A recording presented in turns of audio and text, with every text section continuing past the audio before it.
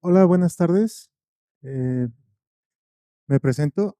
Soy Adrián Espinosa, soy desarrollador web.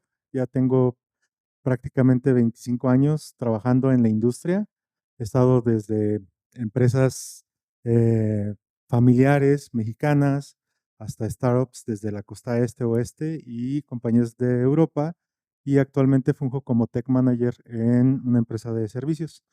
El tema del que les quiero hablar el día de hoy es una idea que surgió a partir de leer el libro de Thinking Fast and Slow, que está relacionado em, a cómo funciona el cerebro de nosotros humanos y cómo pensamos y cómo encontré una correlación con cómo funcionan los modelos de Large Language Models y los sistemas actuales como ChatGPT o Gemini, cómo están distribuidos.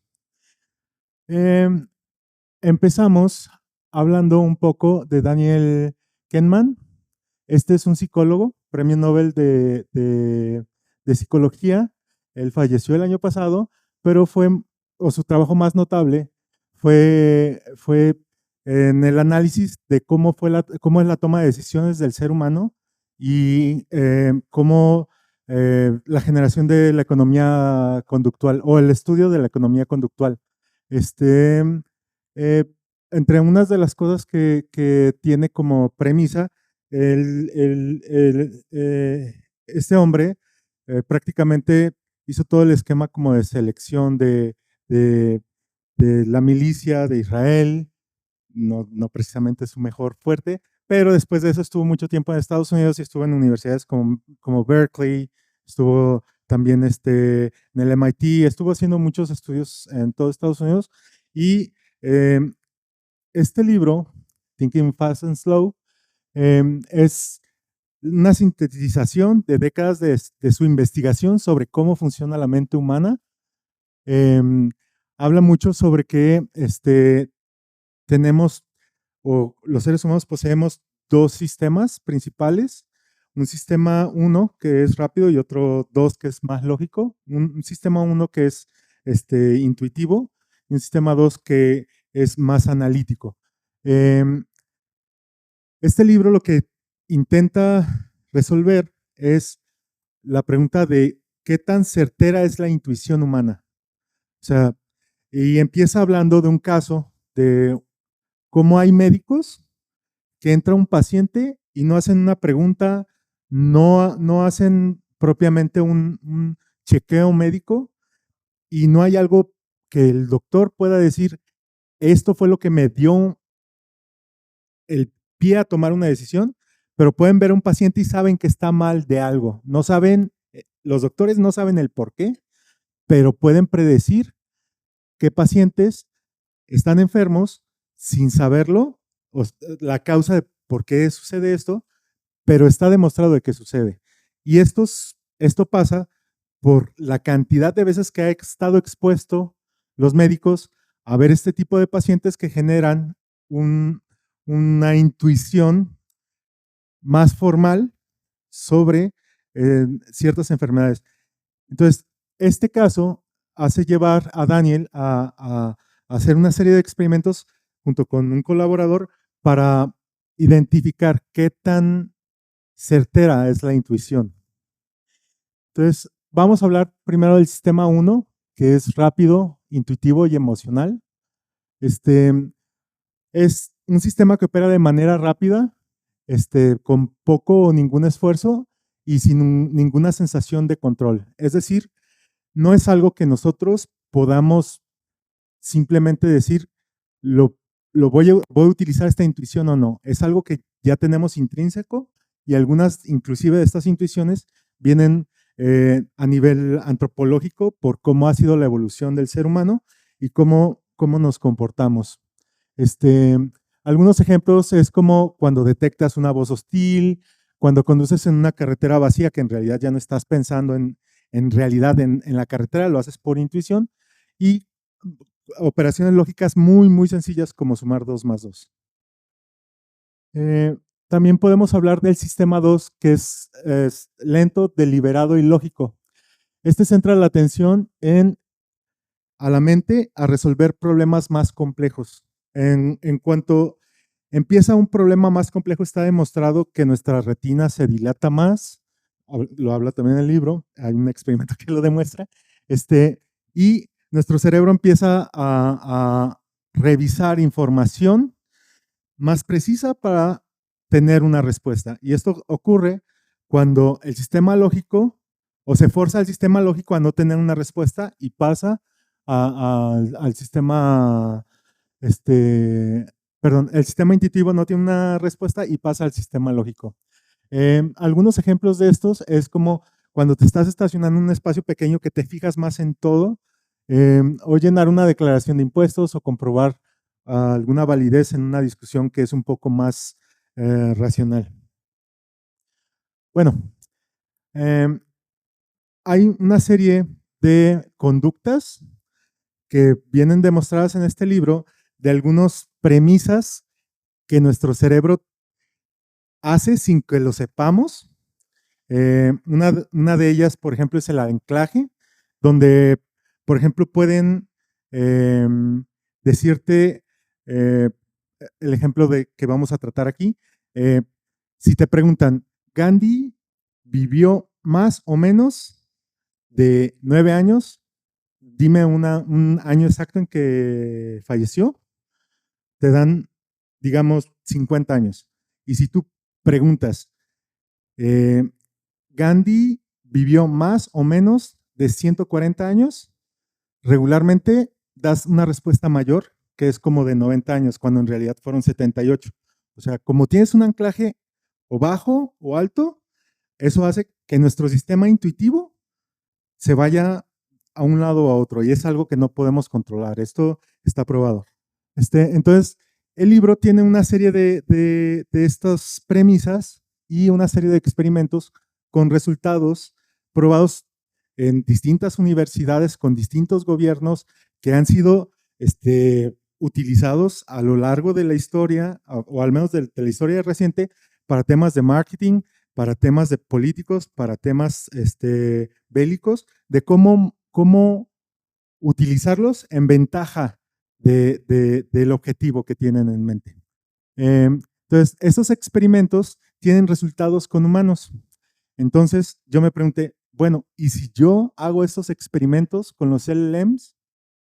Si yo les pregunto a los chatbots, a las inteligencias artificiales, ¿esto qué me van a responder? Entonces, puse a prueba a Gemini 3, a ChatGPT 5.1, a Claudette con Sonnet 4.5, a Grok y DeepSeek, no recuerdo las versiones. A todos los utilicé en su versión fast o la que no es Deep Research para evitar lo que sería un sistema 2. Lo que busco es conocer si ellos tienen, igual que nosotros, este tipo de predisposiciones que no tiene, no hay una forma concreta de solucionar. A final de cuentas, los estamos creando a través de información que nosotros generamos y por lo mismo siguen siendo de una forma una imagen de nosotros. Todos los prompts que utilicé para realizar estos experimentos tienen un contexto, antes de ponerlos, de decirles, la siguiente pregunta o problema, solo quiero el resultado directo, solo sin incluir más texto, porque hay muchos que tienden a ser muy verbosos o rolleros, y yo lo que quería era solo una respuesta concreta sin que me dijera por qué pensó una cosa u otra. Y también le pedí que no hiciera investigaciones porque algunos modelos, y a partir me parece que fue GPT 4.5, empezaron a meter un sistema interno que permitía analizar si necesitaba un raciocinio más interiorizado o en una investigación para validar datos y evitar posibles respuestas incorrectas. Entonces, lo que le pido tal cual es que me conteste lo primero que crea que es correcto. Pasamos al primer problema, que es una reflexión cognitiva. Esto es algo que el 58% de los estudiantes de Harvard y el 80% en general del MIT tienen un error. Y el problema es, si yo te digo que el valor de un bat de béisbol y una pelota es de $1.10, ¿cuánto cuesta? Y el bat cuesta $1 más que la pelota. ¿Qué precio tiene la pelota? Lo primero que se te viene a la mente son 10 centavos, siempre. Pero es un valor inequívoco, porque no puede ser que la pelota valga 0. Tiene que ser 5 centavos para que con el 1.5 sea $1 mayor. Entonces, ahí tenemos el prompt que lo envié con el precontexto que se utilizó a cada uno de los modelos y vemos sus respuestas. Podemos ver que hay algunos que son más buenos o no tienen este tipo de sesgo, como sería Gemini, Sonnet o DeepSeek, pero tenemos ChatGPT, que es muy utilizado en agentes de inteligencia artificial, que no tuvo un resultado concreto, y lo mismo pasó con Grok. El siguiente problema es la falacia de la conjunción. Este problema habla de cómo, si damos un contexto de cómo es una persona, podemos manipular el resultado, aunque no sea la respuesta estadísticamente correcta, pero sí la más lógica de entrada. Este problema habla de que Linda es una mujer que es activista, es social, se involucra en ONGs. Hay todo un contexto en el prompt. Y la pregunta es, ¿qué porcentaje es mayor? ¿Que Linda sea una cajera de banco o que Linda sea una cajera de banco y activista en un movimiento feminista? Obviamente, si nos vamos a temas estadísticos y de grupos, ser una cajera engloba una cajera feminista. Por lo tanto, debería ser lo más probable. Pero como dimos un contexto anterior de que era una persona que posiblemente sea feminista, vamos a creer que la respuesta correcta es la B, que Linda es una cajera de banco y es activa en un movimiento feminista. De esto, el 90%, del 85 al 90% de los universitarios tuvo un error en ese problema, y podemos ver que Gemini, Sonnet y Grok también lo tuvieron. Este es un problema de enmarcado o framing que habla de qué es más viable. Por ejemplo, si tenemos 1,000 personas y vamos a aplicar una vacuna que va a salvar 800 personas, o si vamos a aplicar una vacuna que puede matar a 200 personas. Ese contexto de cómo lo vendas, si positivo o negativo, tiene un sesgo que regularmente no queremos hacernos responsables de algo negativo. Entonces, aunque sea menos probable, en ocasiones por el contexto nos vamos a lo positivo, aunque no sea lo estadísticamente correcto. En este caso, podemos ver que en ChatGPT y DeepSeek tuvieron un error. Igual eligieron la opción como, aunque no era estadísticamente la mejor, pero se vendía de manera positiva, eligieron esa opción, y los otros 3 estuvieron bien.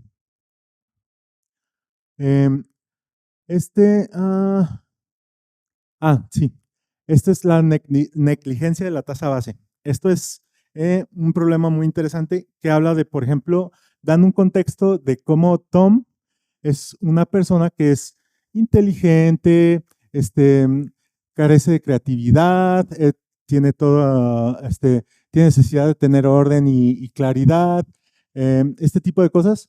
Y hay una lista de posibles carreras que podría tomar Tom, y piden que ordenen cuál sería, si estadísticamente son lo más probable, de que tú creas cuál es la más probable que tome de acuerdo a esas características. Y lo que responden, por ejemplo, en la universidad, es que casi la gran mayoría, que fue el 98% se fue con el estereotipo que Tom debería haber estudiado ciencias de la computación, aunque en realidad, si lo sabemos en realidad, como hay una mayor matrícula en humanidades y administración, sería una mayor probabilidad. Entonces, podemos tomar en cuenta que Gemini, ChatGPT y DeepSeek se fueron con el estereotipo. Esta inferencia bayesiana. Este problema habla de cómo si hay, por ejemplo, un porcentaje de taxis azules que es de solo del 15% y los otros taxis son amarillos, y si hay una persona que vio que cometieron un crimen y dice que es un taxi, perdón, verdes y azules, y si el testigo dice que es un taxi azul, ¿cuál sería la probabilidad de que sea cierto su veredicto? Porque obviamente hay más taxis verdes. Entonces la probabilidad de que sea un taxi verde es mayor. Pero aún así hay una serie de, de comprobaciones que se tienen que hacer como analíticamente de el porcentaje real derivando, si lo vio, el porcentaje de taxis que existen de ese color, como para decir si es cierto o no su veredicto. La mayoría de los estudiantes tuvieron un 80% de error. O sea, ¿qué porcentaje sería el de que sí era un taxi azul? Y esos son los porcentajes. Y todos estuvieron correctos, excepto Grok. Bueno, como nota en esta anterior, eh, algo que noté con los distintos lenguajes es que a nivel estadística, cuando les dices una pregunta que haga un análisis estadístico, tienden a tener menos errores. Bueno, ok. Este otro problema habla de, por ejemplo, si hay dos hospitales, un hospital pequeño y uno grande, ¿cuál de los dos va a tener cuál de los dos hospitales registró un mayor porcentaje de nacimiento de niños que de niñas, en un 60%? Aquí la respuesta correcta sería, obviamente, el que es más chico tendría más probabilidad de que sea un 60%. En teoría se supone que es un 50%, ¿no? La normal. Pero el más pequeño, por tener menor cantidad de pacientes, su desviación es mayor. Entonces es más probable que sea así. Y en este caso, que también es estadístico, igual todos contestaron bien, pero regularmente cuando lo planteas a humanos, solamente el 20% acepta. Ese es el de anclaje que les hablaba sobre la edad de Gandhi. Si le dices si murió antes o después de los 9 años, obtienes una respuesta promedio de 50 años. Y si le dices que si murió antes o después de 140 años, te dicen que es 67, cuando realmente la diferencia por ancla son 17 años en los humanos. También estadístico, todos respondieron bien, que en teoría deberían de responder todos bien porque en algún momento fueron entrenados con ese dato en particular, pero inclusive todavía hay unos como ChatGPT que de repente se deschaveta. El siguiente es la disponibilidad, perdón, no era acá, era R, ahí arriba. Disponibilidad de la letra R. ¿Qué es más probable? Que tengas la letra R en la primera letra de una palabra, o sea, en general, o en la tercera. Si haces el análisis de todo el diccionario y te vas estadísticamente, la tercera letra es más probable que aparezca una R que al inicio. Pero por la disponibilidad, lo primero que analizamos es que se nos vienen palabras con la primera letra en R, pensamos que hay más palabras con la letra en R, porque no identificamos fácilmente palabras que la tercera letra sea R. Por eso tenemos ese sesgo. En este caso, vemos que ChatGPT, Sonnet y Grok también lo tienen. Este es de otro estereotipo, este es similar al de Tom, donde también se habla de Steve, que tiene una personalidad y se le dice que cree que vaya a ser si Steve va a ser bibliotecario o agricultor, cuando hay menos bibliotecarios que agricultores, pero su perfil es para un agricultor. Entonces dicen que hay más probabilidad, ChatGPT, Sonnet y Grok, que sea perdón, Gemini y DeepSeek, que sea bibliotecario porque analizó más la personalidad, que es la realidad estadística. La vajilla o el menos es más. Esto habla de calcular dos precios de dos posibles vajillas, una que está completa y está íntegra y todo está nuevo, contra otra que tiene piezas rotas, aunque tiene más piezas buenas, aunque tiene algunas rotas. ¿Cuál vale más? Todos, y eso en la mayoría de los humanos, creemos que la que está nueva y sin ninguna pieza rota vale más que la que tiene algo roto, aunque tiene más piezas buenas. Y eso mismo le aplicó a todos los modelos. Bueno, ¿qué me lleva a esto, no? ¿Por qué estoy pensando, por qué estoy interesado en saber si hay una intuición o una personalidad detrás de un modelo de lenguaje? O si hay este tipo de sesgos que inclusive no son propiamente únicos, sino que varían entre un lenguaje y otro. Es por esto.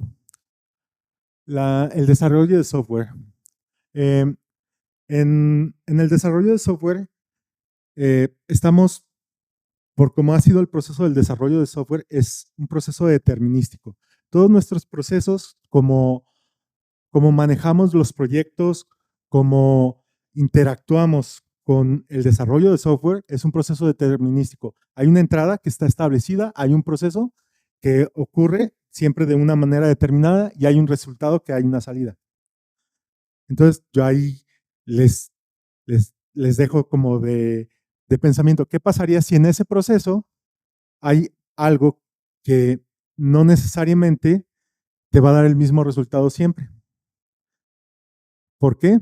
Porque puede haber a lo mejor sesgos o este tipo de comportamientos intuitivos dentro de la inteligencia artificial que estuvieron de alguna forma llevados por cómo funcionan y cómo fueron entrenadas, que es un modelo estadístico. Bueno, la complejidad del LLM interior. Aquí estamos hablando de que un proceso de software es insertar un sistema 1 que es intuitivo, porque es como lo ideal, porque un sistema 2 lógico, que es un deep research, no lo podemos meter dentro de un proceso de un agente AI, porque tendría que ir a buscar cada vez el resultado. Por lo mismo utilizamos el sistema intuitivo y por lo mismo es propenso a este tipo de problemas, que son como alucinaciones, inconsistencias y sesgos, ¿no? Y prácticamente creo que esta quote es muy bueno sobre eso. Estamos pidiendo a un sistema probabilístico que realice tareas determinísticas. Y creo que eso es como muy, muy básico de cómo deberíamos de entender dónde podemos y cómo podemos utilizar la inteligencia artificial. Bueno, este es un caso de estudio, esto es real. Esto pasó en un proyecto que yo tengo. A finales bueno, que yo participé. A finales del 2023 se empezó a generar un agente que recibía emails y pedía a un LLM, en este caso GPT, me parece que era 3, sí, GPT-3, no, 4, que transformara eso en un JSON, en un formato de JSON que ya era una consulta a una API que procesaba la orden. Obviamente hay un montón de herramientas o técnicas para optimizar esa transformación dentro de los agentes, que es contextos, ejemplos de cómo quieres tus resultados, decirle cómo se debe de comportar, agregar excepciones. Es todo un proceso de fine tuning y de afinar todo para que funcione bien, para que te dé un buen resultado. Este agente se empezó a desarrollar y se empezó a probar con el objetivo de que cuando tuviera una tasa de error menor al 5% saliera ya a producción y tuviera resultados. A través del fine tuning y todo este proceso, porque había un proceso de validación después de toda esta conversión, se obtuvo un 2.7 de error, que es muy bueno, fue algo muy bueno. Prácticamente hacía el trabajo de 109 operadores ya solo al recibir correos y procesarlos para no tener que capturarlos.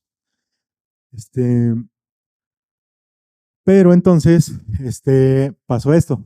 Para el tercer trimestre del 2024 decidieron actualizar a la nueva versión de GPT-4 o OVNI, que este modelo traía como algunos cambios como esto que les había comentado, de que pudiera definir qué tanto procesamiento necesitara para transformar eso a un JSON o no. Y para muchos que a lo mejor ya han trabajado en agentes, en ocasiones el estar ahorrando la cantidad de tokens se traduce en una mejora de inversión del budget que está asignado a eso. Entonces, la idea de reducir los costos por no necesitar tantos tokens para poder hacer ese procesamiento, se hizo esa migración, pero ocurrió esto, que al hacer ese cambio, no solo por como fue el cambio estructural, pero tal cual es un modelo que se reentrenó nuevamente, tiene otro contexto y puede interpretar todo lo que nosotros le dijimos al modelo anterior de una manera distinta. ¿Y qué provocó eso? Que simplemente al cambiar el modelo, obviamente esto no salió de producción, pero tenía otra vez el 23.2% de error. Y otra vez, pues hacer otra vez el proceso de fine tuning, de hacer, mejorar el prompt, los test cases, todo para que otra vez pudiera llegar a un resultado similar. Bueno, ¿qué nos deja esto? ¿Qué debemos de a lo mejor tener en cuenta para utilizar el LEMS o inteligencia artificial?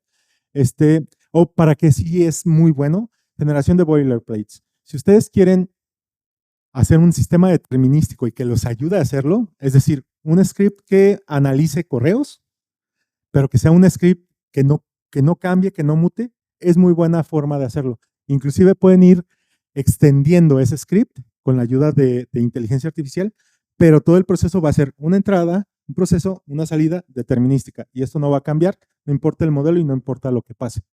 La otra es pues para hacer brainstorming o para pivotear ideas es muy bueno porque creo que a todos en ocasiones eh, tenemos como una visión muy concreta y algo para lo que sí son muy buenas las inteligencias artificiales actuales es tienen acceso o fueron entrenadas con información de que nosotros no podríamos soñar en tener y puede traernos algo que a nosotros se nos pase y para eso son muy buenas. Traducción y resúmenes. Creo que todos hemos sido beneficiados de esto. Es simplemente, en ocasiones hay cosas que no están explicadas de la forma en que podemos entender bien o es muy complejo revisar todo cuando solo estamos buscando algo en particular. Para eso es muy bueno. Pero lo que sí deberíamos de evitar es utilizarlas en cálculos en general. O sea, al menos sí, es cierto que Gemini 3 sacó oro en los exámenes de las Olimpiadas de Matemáticas y todo esto, pero a final de cuentas, eso es Gemini 3. Creo que todos vivieron el cambio de ChatGPT 4 a 5, que muchos inclusive de alguna forma denotaron o exteriorizaron que se sentía con otra personalidad, que se sentía con menos como integración hacia los humanos y era más como lógico. Entonces, estos cambios a futuro no sabemos si van a ser retrocompatibles en nuestros sistemas, si pensamos utilizar inteligencia artificial en nuestros sistemas. Bueno, como todavía nos queda tiempo, voy a meter, este es un tema plus, este es de la semana pasada. Un equipo de Google lanzó un paper que habla sobre un nuevo paradigma de entrenamiento de Large Language Models, que actualmente son transformers, que prácticamente son capas que están anidadas entre una detrás de otra y entre más grandes, más inteligentes son. Y cada vez que quieres entrenarla nuevamente, tienes que pasar por un proceso de millones de dólares para agregar un nuevo dato a estas inteligencias. Y es lo que nos van trayendo cada modelo. Lo que,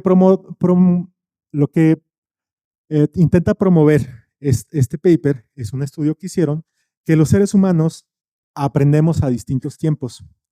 ¿A qué se refiere esto? Un ejemplo es cada vez que vamos a leer un libro, no necesitamos aprender el alfabeto porque son las mismas letras. No necesitamos aprender nuevas palabras a menos de que haya nuevas palabras, pero no tenemos que estarlas aprendiendo todo el tiempo. En cambio, a las inteligencias artificiales o modelos actuales se tiene que reentrenar todo desde cero cada vez. Entonces, ese reentrenamiento que te genera, y por qué lo traigo, te puede generar una distinta intuición en ciertas cosas. Y esa es una incertidumbre que nosotros no puede o no afectarnos en nuestros agentes o nuestros sistemas donde la integremos. Bueno, este equipo está utilizando una nueva arquitectura que es Hop, que prácticamente son como pequeños bloques también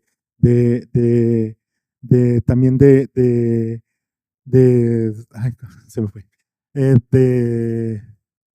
de Transformers, que son como Transformers, pero hay Transformers que no necesitas estar reentrenando cada vez, como a lo mejor el análisis de dónde está un semáforo. Ese seguramente ya sabe dónde está un semáforo porque todos ya lo entrenamos súper bien. Entonces no necesitamos volverlo a entrenar. Entonces queda ese bloque ya inmutable y los que sí mutan son los que, por ejemplo, ¿qué pasó en este mes en la bolsa? Un ejemplo. Y ese se reentrena y ya esos se comunican entre ellos para obtener resultados. Y lo que permite eso es que de alguna forma sea similar su aprendizaje al que tenemos nosotros y que sea evolutivo, inclusive hacia el pasado, el presente y el futuro. ¿Cómo lo hacemos ahora? O sea, nosotros al estar aquí en este momento están integrando nueva información que va a formar parte de su banco de datos a futuro y es al momento. Entonces, lo que buscan es hacer eso. En benchmark iniciales, todavía sin entrenar con muchos parámetros, parece ser que esto va a ser la nueva tendencia en modelos de lenguaje y porque está de hecho destronando a Gemini 3 y todo eso, al menos en estos benchmarks con pocos parámetros. Bueno, conclusiones. Es bueno entender desde un inicio que los LLMs pueden no ser retrocompatibles. Y esto puede implicar que cada vez que tú decidas cambiar de uno a otro, tienes que hacer una reoptimización del sistema. Creo que todos ya han pasado por, o ya escucharon aquí, un estudio que sacó a mediados de año el MIT, donde el 95% de los proyectos que eran para mejorar la eficiencia por inteligencia artificial, la productividad por inteligencia artificial, no tuvieron el éxito deseado. Esto se debe a muchas causas, pero yo creo que esta es una de ellas. O sea, puedes llegar a un resultado, pero puede haber algo que simplemente te tumbe ese resultado, como es tratar de mejorar ese resultado, que puede ser un efecto contrario. Dos, sorprendentemente tienen sesgos igual que nosotros, y aunque hay salvaguardas que cada uno de los sistemas pone, desconocemos todos los sesgos que estén, porque a final de cuentas son humanos los que vuelven a analizar esos sesgos y los vuelven a parchar, aunque seguramente en algún momento las mismas inteligencias artificiales se van a checar en cuanto a ese tipo de cosas, pero al menos por el momento es algo que debemos de tener en cuenta. Lo otro es que no son máquinas de verdad, son modelos estadísticos. Y un modelo estadístico es una referencia a la información que está haciendo ese análisis estadístico. Entonces, por lo mismo, también una inteligencia artificial va a ser tan inteligente como tan buena sea la información con la que la alimentaste o entrenaste. La otra cosa es, pues nosotros nos toca a los desarrolladores de software poner guardias a estos sistemas, como tenemos que entender en qué momento sí podemos y qué no implementar un sistema dentro de un agente o de un proceso, porque en ocasiones si lo ponemos en la línea principal de flujo de un proceso, puede ser un problema. En cambio, si lo pones como un auxiliar de una línea principal, pueda incrementarte la productividad. En el caso que les mencionaba, donde se incrementó otra vez el 25% de error, aún así a quienes le tocaba teclear ese email, se ahorraron el 75% del trabajo. Y eso es mucho. Ok, y el entender que todas las respuestas que están a través que haces una consulta a un modelo LLM y no hay un deep research o un pensamiento profundo, puede tener un sesgo. Eh, Voy a dejar este espacio para preguntas. ¿Alguien tiene alguna pregunta?